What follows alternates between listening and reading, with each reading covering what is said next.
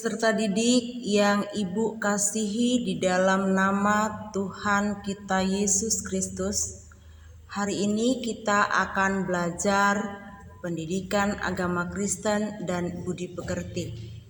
Anakku yang dikasihi Tuhan, sebelum kita belajar, kita akan berdoa terlebih dahulu untuk menyerahkan pembelajaran ini ke dalam tangan kasih-Nya Tuhan.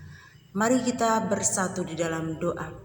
Bapa di surga, Bapa di dalam nama Tuhan kami Yesus Kristus, kami muliakan nama-Mu Tuhan. Berterima kasih buat hari ini kami boleh kembali belajar pendidikan agama Kristen dan budi pekerti. Kiranya Tuhan memberkati anak didik kami agar supaya mereka boleh hidup takut akan Tuhan, berakar, bertumbuh, berbuah di dalam Kristus. Terpujilah nama Tuhan, dalam nama Tuhan Yesus kami berdoa. Haleluya. Amin. Anakku yang dikasihi Tuhan kita Yesus Kristus, adapun hari ini materi pembelajaran kita tentang gaya hidup modern dalam perspektif Alkitab.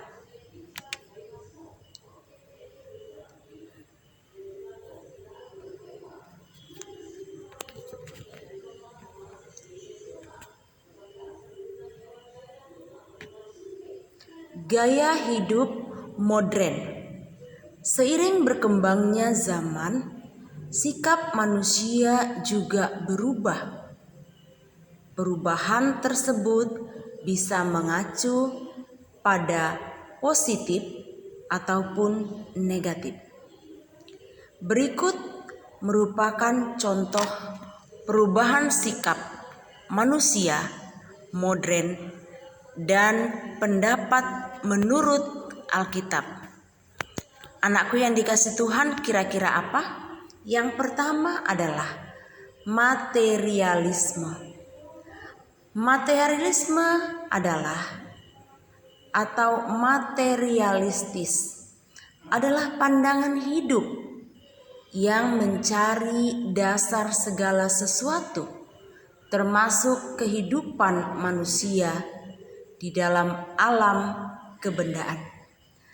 Bagi para penganut paham ini, segala aktivitas hidup mereka diarahkan pada harta benda, uang, dan benda-benda berharga, serta mengesampingkan kerohanian. Benda-benda produksi dipandang sebagai yang mendatangkan keuntungan. Untuk mencapai tujuannya, segala hal boleh dilakukan. Anakku yang dikasihi Tuhan, mari kita membuka Alkitab kita dalam kitab 1 Raja-Raja 21 ayat 2 sampai 19. Allah menghukum Raja Ahab karena ia sangat menginginkan kebun anggur milik Nabot untuk menjadi miliknya.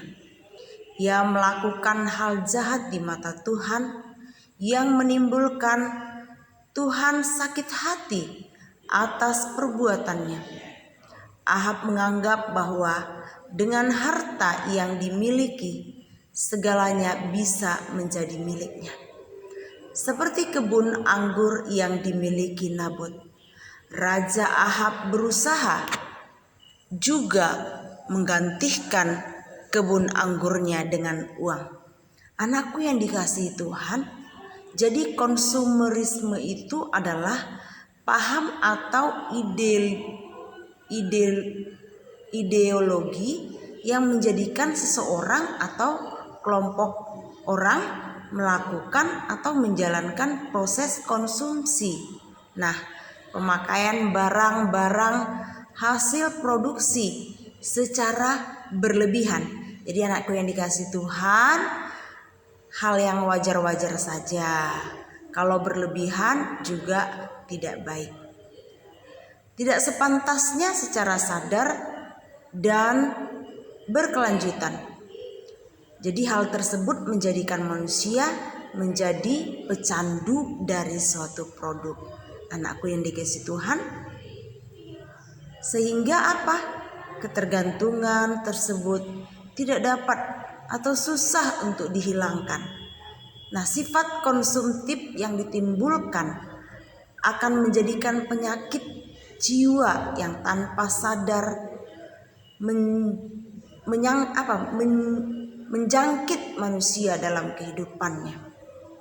Pengertian yang singkat ini sudah menjelaskan bahwa konsumerisme itu benar-benar mengarah ke dampak yang tidak baik ataupun negatif. Tentu saja anakku yang dikasihi Tuhan, apalagi saat ini ya, belanja kalian bisa lewat online. Nah, tentu saja orang-orang yang suka belanja terus menerus tergiur dengan iklan-iklan yang ada, sehingga mereka tidak lepas dari membeli. Mari kita membuka firman Tuhan kembali dalam kitab Lukas 15 ayat 11 sampai 32. Kehidupan seorang anak bungsu yang berfoya-foya dengan menghabiskan segala warisan yang telah diberikan ayahnya kepadanya, yang telah diambil dengan memohon hak, lalu hidup berfoya-foya. Kehidupan anak ini telah jatuh bergantung dari hartanya. Ia merasa berfoya-foya mampu memberikan kesenangan, padahal hal yang ia lakukan tidak penting. Yang kedua yang ibu perhatikan adalah sikap individualisme. Individualisme merupakan satu filsafat yang mempunyai pandangan moral, politik, atau sosial yang menekankan kemerdekaan manusia serta kepentingan bertanggung jawab dan kebebasan sendiri. Seorang individualis akan melanjutkan pencapaian dan kehendak pribadi. Seseorang individualis tidak terkait atau tidak terikat kepada tatakan moral yang digunakan ya atau yang dipakai oleh masyarakat dan individualis. Karena itu, anakku yang dikasihi Tuhan, mereka mementingkan diri sendiri, hidup dengan aturannya sendiri, dengan cara mereka sendiri, dengan gaya mereka sendiri. Nah, mereka kurang mempedulikan orang lain, bahkan sampai melupakan kodrat mereka sebagai makhluk sosial. Kembali kita membuka Alkitab kita dalam Lukas 19 ayat 1 sampai 10. Kita belajar tentang Zakheus. Dia adalah seorang yang egois, yang mengambil keuntungan sendiri sebagai pemungut cukai. Gaya hidup yang mementingkan diri sendiri dan mengambil keuntungan sendiri, ini tidak sesuai dengan firman Tuhan. Jadi, anakku yang dikasihi Tuhan, apa sikap kita? Nah, sikap kita dalam menghadapi gaya hidup modern, yang pertama, kita memang perlu dalam mengikuti perkembangan zaman, tetapi jangan menyalahgunakan perkembangan ini dengan melakukan hal yang negatif. Tetapi kita perlu belajar mengikuti perkembangan zaman ini untuk memuliakan nama Tuhan. Yang kedua, anakku yang dikasihi Tuhan, kita tidak memiliki gaya hidup materialisme. Kita tidak perlu berambisi untuk mendapatkan sesuatu baik benda ataupun yang lainnya. Yang ketiga, tidak memiliki gaya hidup konsumerisme, memakai uang, waktu, dan berfoya-foya. Nah, jadi sikap kita apa? Sikap kita menggunakan waktu dengan baik dan tidak berfoya-foya. Yang keempat, tidak memiliki gaya hidup hedonisme. Siapa yang tahu, yang ingat pelajaran-pelajaran sebelumnya? Apa itu hedonisme atau hedonism? Nah, gaya hidup yang apa? Coba siapa yang masih ingat? Nah, jadi hedonisme itu juga nggak boleh terjadi. Ya, anakku yang dikasih Tuhan, hedonisme itu kalau kamu mau senang-senang saja, seperti halnya tadi yang di atas yang udah kita pelajari. Nah, jadi apa Bu? Harus seperti apa? Nah, kalian mengikuti kegiatan persekutuan ya, untuk selalu dekat dengan Tuhan. Yang terakhir, yang kelima, tidak memiliki gaya hidup individualisme ya, tidak mementingkan diri sendiri, dan seharusnya kita menjadi teladan dimanapun kita berada.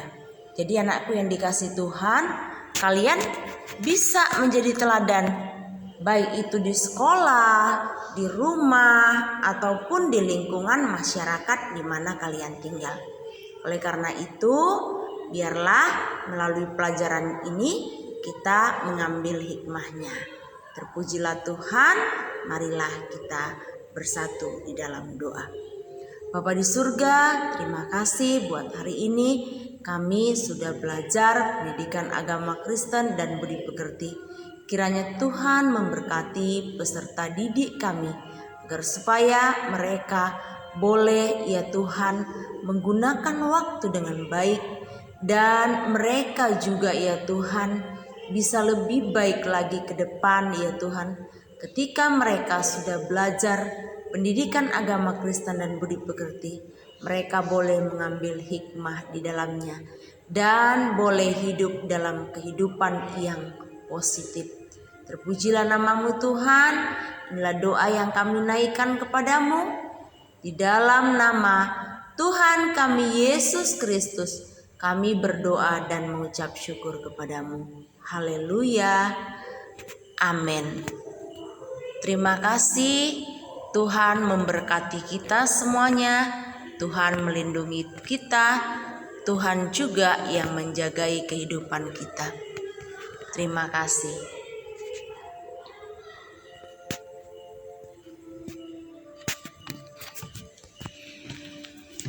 Haleluya.